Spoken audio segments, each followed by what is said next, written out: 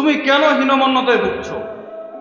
তো কি উসমানী সাহেব দামাত বরকাতুহুল আলিয়া তিনি বলেছেন, একটা নষ্ট ঘড়িও দুইবার সঠিক টাইম দেয়।